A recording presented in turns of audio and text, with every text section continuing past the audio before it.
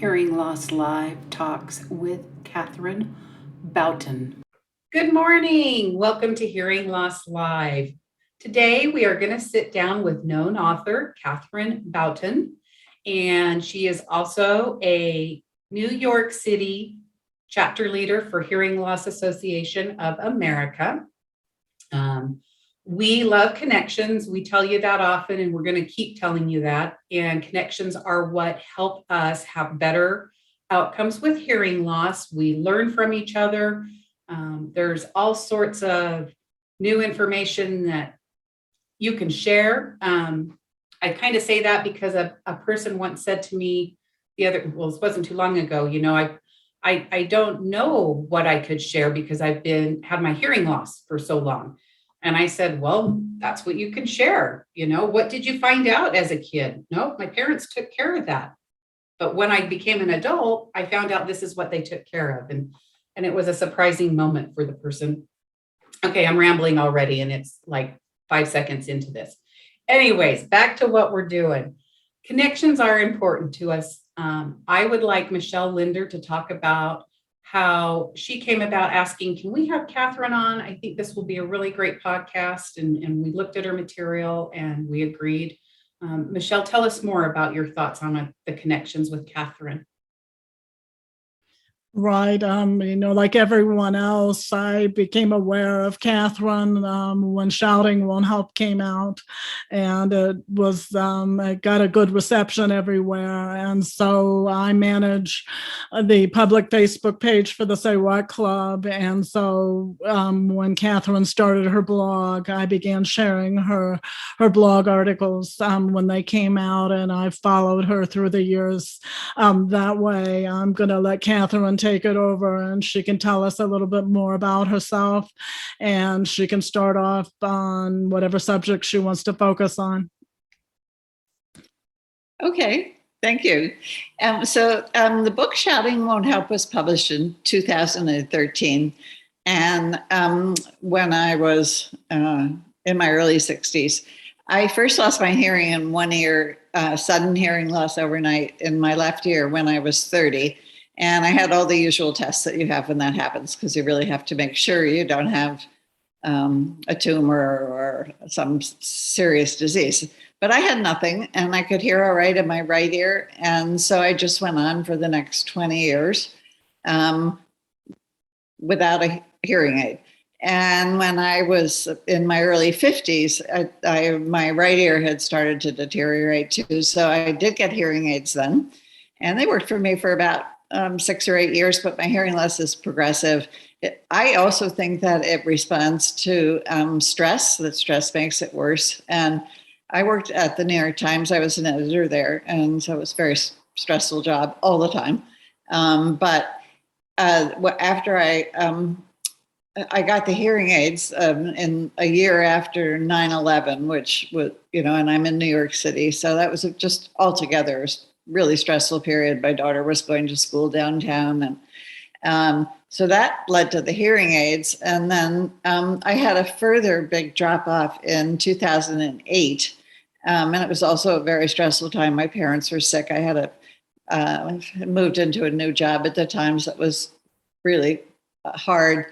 And so that also happened almost overnight. And I think in Shouting Won't Help, I described going to my ENT on the subway and just feeling overwhelmed by not being able to hear anything, and at the same time being overwhelmed by noise.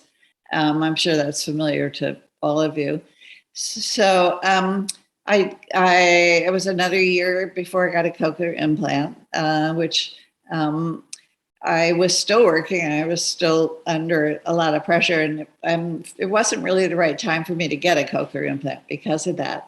I just didn't have the time to devote to learning how to hear with it. I have since, and I love my cochlear implant. I feel completely unbalanced when I'm not wearing it. So now I have a cochlear implant and a hearing aid. But the main thing is that when I first lost my hearing in 2000, seriously in 2009, and then I left the Times at the end of 2009, I didn't know anyone who had hearing loss. I didn't know anything about hearing loss. I didn't know anything about support groups. There were no books that I knew of. There were a few, but, and so, there I was after working my entire adult life with free time on my hands. And so I started thinking maybe I should write about hearing loss. And I started out with one chapter about my difficulty keeping the cochlear implant on my head, which eventually it was called wig tape, like holding a wig onto your head. And I forget what the rest of the title is, but so I didn't think anybody would want to read this book because I didn't know anything about hearing loss, and there weren't any books about hearing loss. And I figured, why would anybody want to read about it?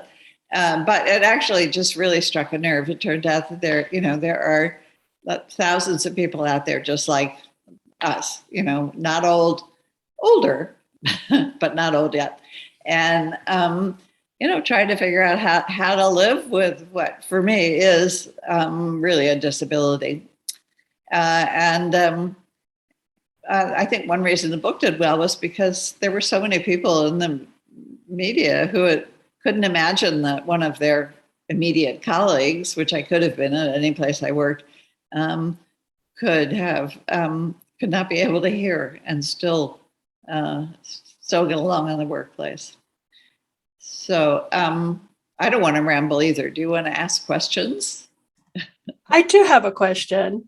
Did you say that you went 20 years without a hearing aid when you could have used one? I don't know, given that was 1977 that I lost my hearing, and hearing aids back then were not very good. I had my hearing in my right ear was excellent at that point. So I'm not sure a hearing aid really would have helped me back then. And in fact, the ENT who did all the tests gave me a prescription, but he didn't encourage me to go ahead with a hearing aid.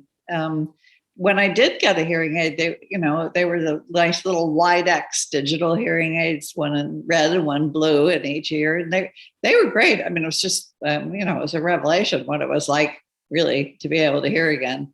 But it was short-lived because my hearing loss, as I said, is progressive, and it gets to the point, I think, with many people where the hearing aids and the cochlear implant are not enough, and you need other accommodations like the captioning that we're looking at right now. I don't think I'd be able to follow this without the captioning.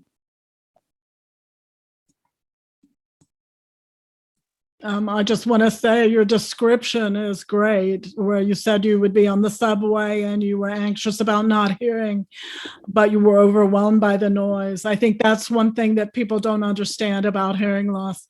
We can hear, we just can't hear what we need to hear. So that was the first thing that struck me about what you said. And, I started going to the audiologist and ENT as an adult in 1980. I was diagnosed in my childhood and kind of left on my own to figure it out. And back then, and you said it was 1977 for you back then, very few audiologists were practicing, if any, were practicing patient-centered care. And that was a huge problem. Unfortunately, I have severe hyperacusis, so I wasn't able to find benefit with hearing aids, though I've tried them for decades. But yeah, I'm not surprised that in 1977, you didn't really get a lot of help back then. Yeah. Also, though, I was much more open about it back in 1977 than when I was as I got older, because I was 30. And so there was no way. I think hearing loss, one of the stigmas of hearing loss is the stigma of age. And I think that's a lot of the reason why we don't want to talk about it, why we don't want to ask for accommodations, because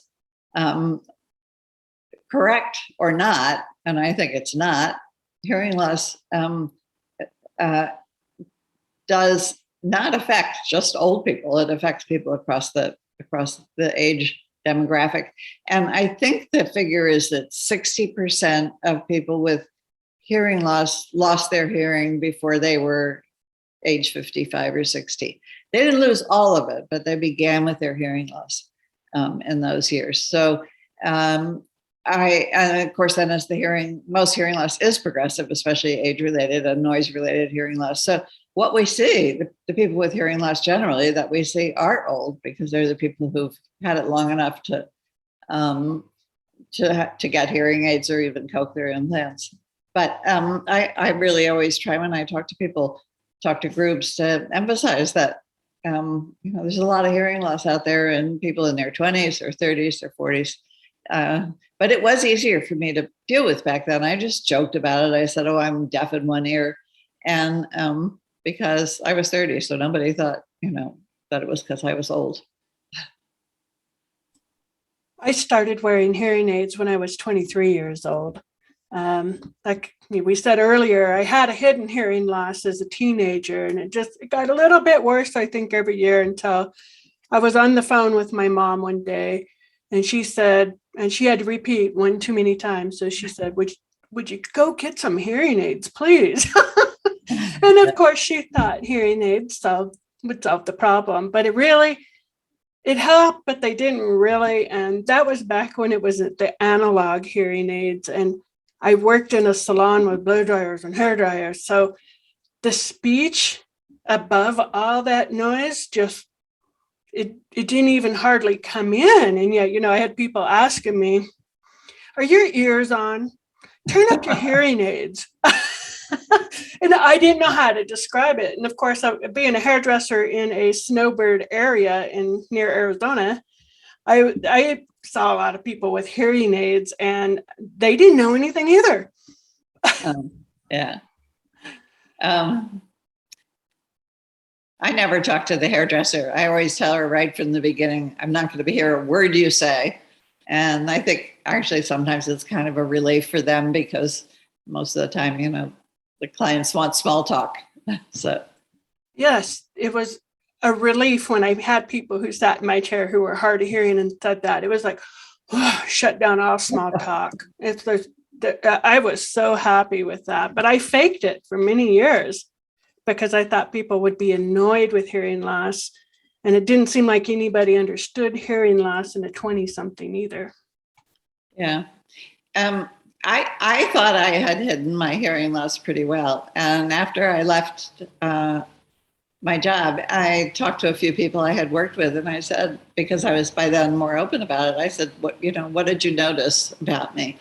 And one person I worked with very closely said, especially about the last years I was there, well, he said, I knew something was wrong. I didn't know what. I didn't know whether you were burned out or if there was some other thing going on in your life. So, and I'm sure also he was thinking, I didn't know whether you really were just actually had become kind of stupid, it's, faking it just doesn't work, no matter how well you think you're doing. So, yeah. Can I add something to that? Now I use almost always in a conversation with people and in virtual meetings, if there aren't captions, I always use my iPhone app, which is called Otter. I use it in person. I put it on the table, and so I'm not completely deaf. I can hear enough that if I just keep an eye on the captions, I can actually really follow the conversation. So that app, Otter AI, has made a huge difference in how I interact with people. There's a similar app for Android phones, I'm sure you know about it, called Google Live Transcribe. They both provide a transcript, which is really great if you're talking to somebody and you want to remember what was said. And the other app that's changed my life entirely is InnoCaption, which is captioning for a smartphone. I didn't talk on the phone for about 2 decades. Well, no, I had to talk on the phone when I was at work. So for about 12 years until I got InnoCaption. And now I talk on the phone all the time. It's really fun. It's a great way to communicate. There's a reason it's lasted as technology. And I also use FaceTime a lot because it really helps to be able to read people's faces.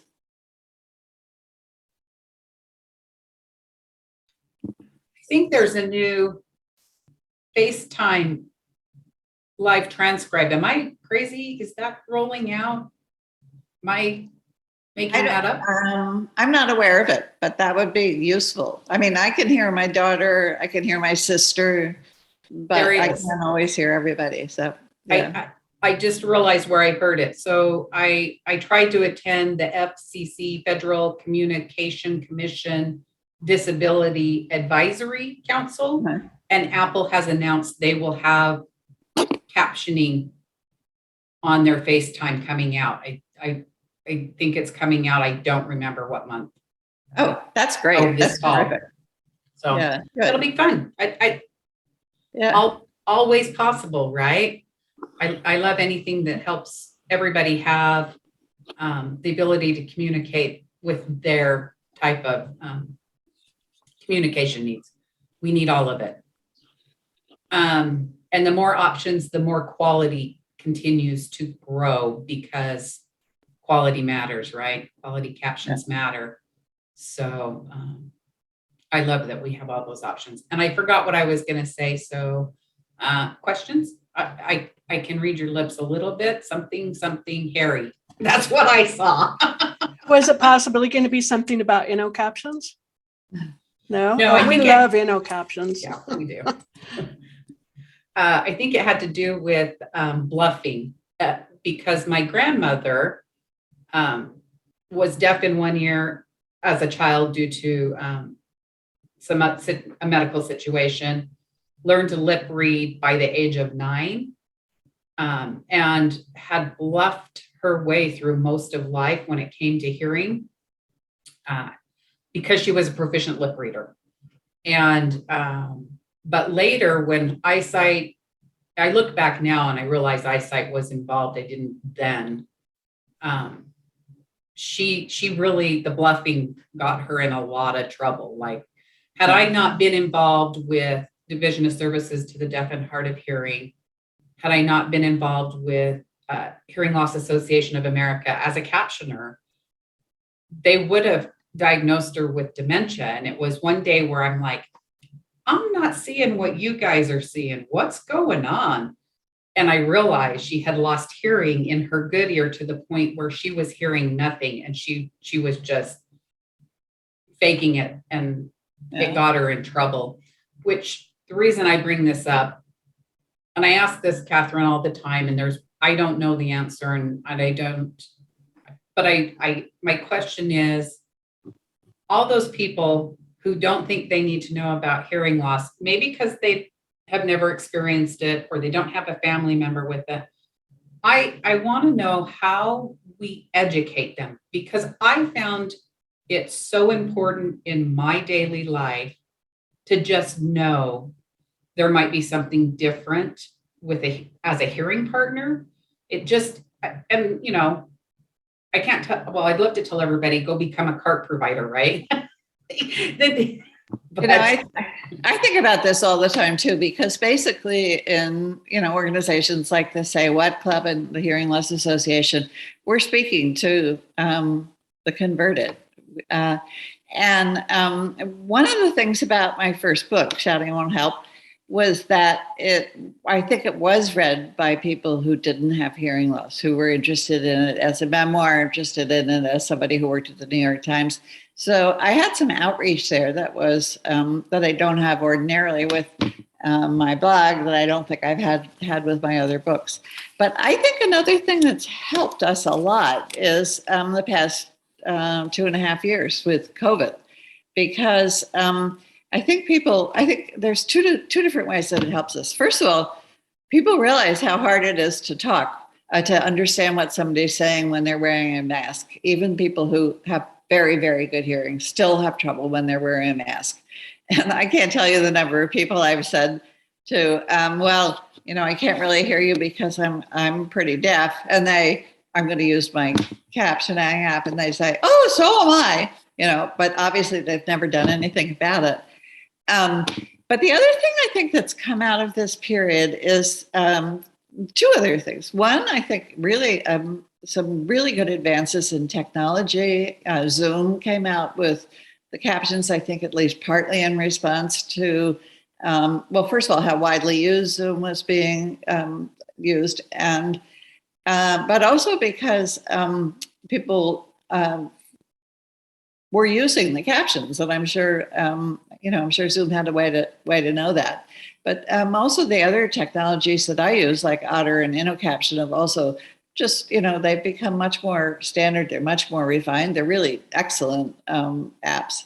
And the third thing I think that's come out of the pandemic is that we, people with hearing loss, have learned to advocate for ourselves. We can no longer pretend that we can hear what's going on, because we actually can't hear any of what's going on. So we have to be open about it, and we have to say, as Michelle did. I guess it was Michelle who was talking about being in the hospital. We have to ask for CART. We've learned that we have to do that. Those little screens that are now in a lot of doctors' offices with that translate languages also provide CART captions. You go into a doctor's office, you don't have to have some person come in with their CART machine and set up. It's basically, they just get the CART operator and call. So people have realized, I think, that it's really worth being open about their hearing loss. And I think every time you ask for an accommodation, you're basically advocating not just for yourself, but for all people with hearing loss. And I think probably that's the way we're finally going to, get those malingerers out there into the hearing loss world. Also, we're an aging population, and so demographically, we'll just be using more hearing devices too. And the Over-the-Counter Hearing Aid Act is finally supposed to be finished. The regulations are supposed to be out this summer, I believe next month. And who knows, what's going to happen with those, whether they're going to be taken up by people. But it is going to give people a chance to go and take care of their own hearing. They don't have to take that big first step of going to an audiologist. They don't have to figure out whether they really want to pay, $3,500 for one hearing aid, much less $7,000 for two. I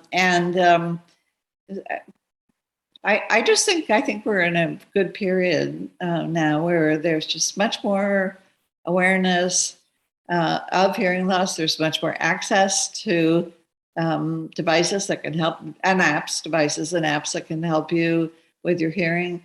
And I also think that, I forget what I was going to say. What was my third point? I just think that, it was certainly a better period to have hearing loss than it was when I lost mine.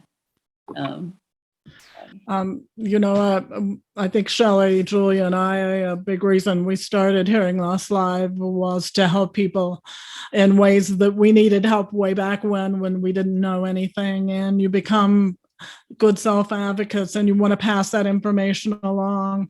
I know the new director at the Deaf Hard of Hearing Services Division here said most of her clients are hard of hearing. They don't consider that they have a disability, and they don't know that the ADA applies to them.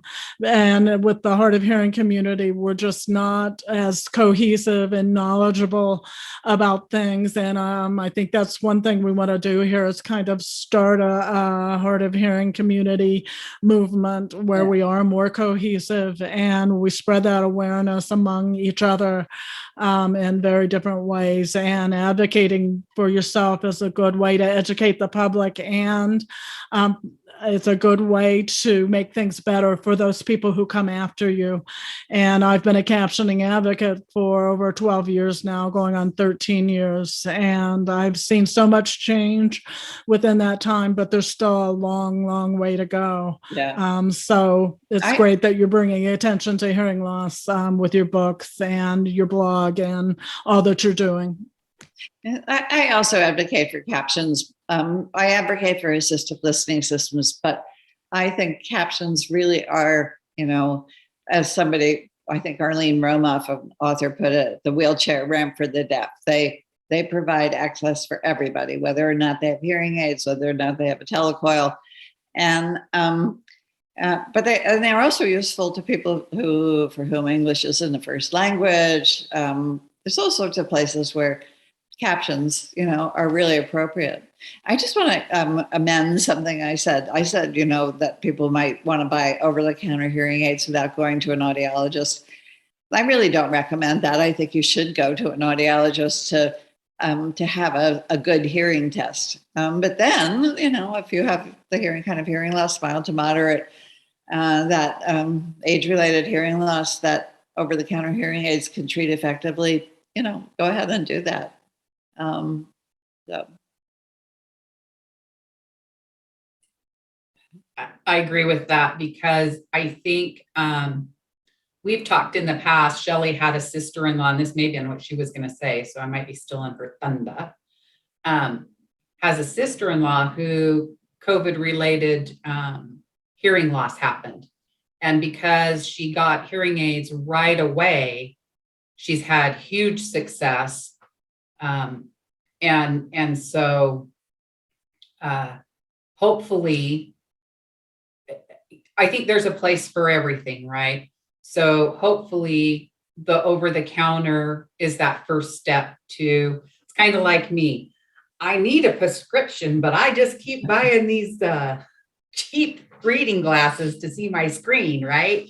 So I agree with you, Catherine. Yeah, you do need to go to an audiologist or an ENT, get that test, know where you're at before you, and so then you can help yourself with your research, right? Whether it's over the counter, whether it's Bluetooth headphones, whatever, when you start. So thank you for putting that in, because that is a good thought process. But I hope it helps people start their journey sooner than 5 to 7 years, because it's just kind of normal. Yeah. Okay, I was just going to say real quick that hearing technology was really only the beginning of my journey. It was learning to self-advocate and the education about hearing aids and their limits and my hearing loss and why I heard the way I did. I think the other two parts made me a lot more successful with my hearing loss. I think of my hearing aids as my training wheels. It got me there and it was the step, but it wasn't really successful until I got into the other two areas.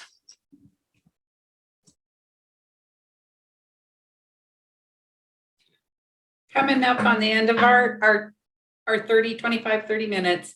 Any other questions or comments before I close this out? No? Actually, I do want to say one more thing. I would like to mention that new Facebook group page that I mentioned to you. It's called Hearing Loss: The Emotional Side, and we can post. I have a blog about it. You can get to it through my blog. But I think that it's one of those things that we've always talked about, and that no one has ever really offered any help about. In New York City, we have a very good hearing, sort of all-purpose hearing center called the Center for Hearing and Communication, and they have psychologists on staff who counsel people with hearing loss. But it's the only place I've ever heard of that has that, and I think a lot of audiologists just really don't realize how devastating it can be, especially if it's a serious and sudden hearing loss. And, I think people who grow up with hearing loss are more resilient. They've had it their whole lives. It's who they are. It's the people who, are just, as I was, just kind of blindsided by it in midlife, that I don't have any family history of hearing loss. There was no explanation for my hearing loss. And I really spiraled into a pretty deep depression, anger.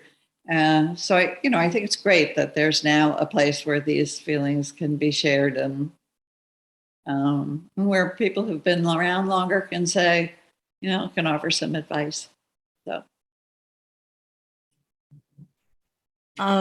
it is emotional, and that's the aspect of hearing loss that's not dealt with adequately anywhere.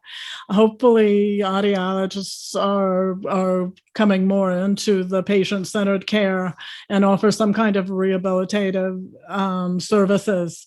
But people need guidance. They need to know how to learn to self-advocate. They need to learn skills. There are a lot of skill things out there that you pick up. And I remember when I joined the Say What Club in 2008, and back then it was just a listserv with email groups. I cried the entire first week just because I heard people telling the same stories about their lives that I was living in my own life. That connection of knowing you're not alone is a huge thing. So it is an emotional roller coaster that we all have to travel. That's funny, because when my book first came out, I did a lot of reading to hearing loss groups, and I did talk about the emotional impact of hearing loss. And often there was one reading I gave very early on where there were 3 women sitting in the front row, and they cried through the whole thing. and then they were, afterwards they talked to me, and they were so grateful to hear their emotions expressed. And so I started thinking of myself as the Liza Minnelli of hearing loss, that everybody was always reaching out to Liza Minnelli and crying because she understood that. So anyway, but I think this Facebook page is a good addition. Something we needed. So also, I would like to say, if I can, our chapter meetings are every month on Tuesdays, the third Tuesday of the month.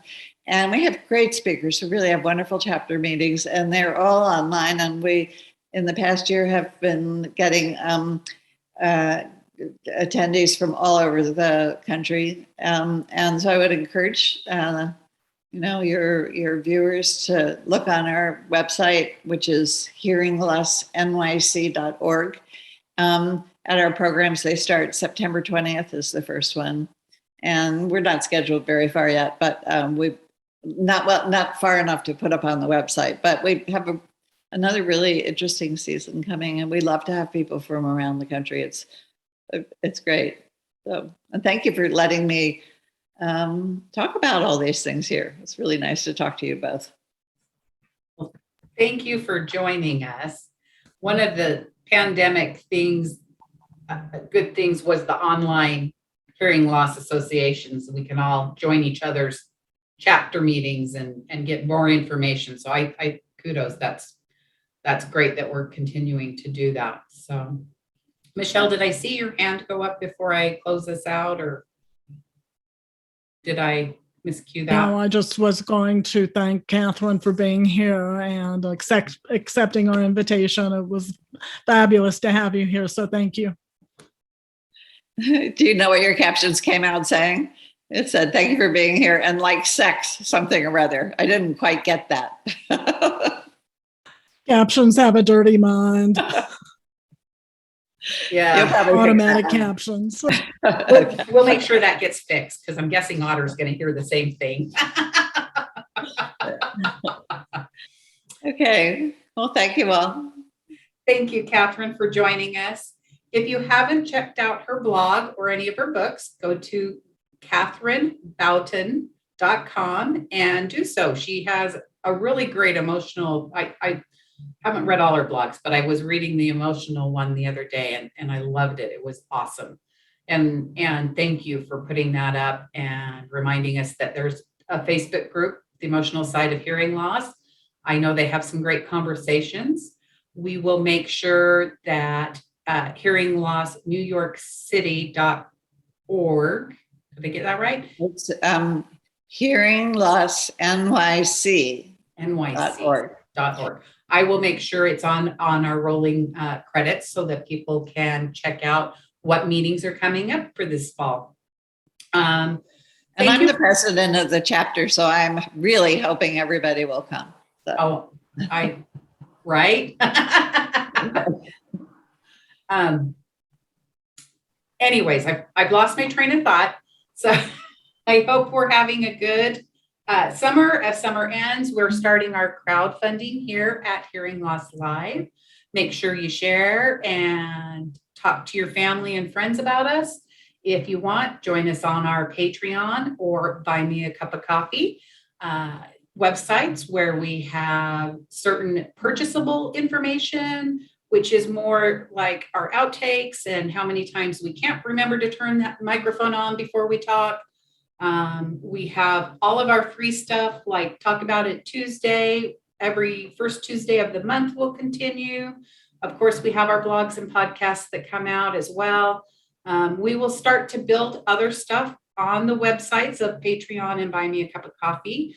So if you like something, visit one of those sites and get some extra content from us. Help us with crowdfunding so that we can finish out 2023 with you and continue to grow and get in the know. Thanks for joining. Thank you. Bye. Bye. Find out more about Katherine Bouton at hearinglosslive.com.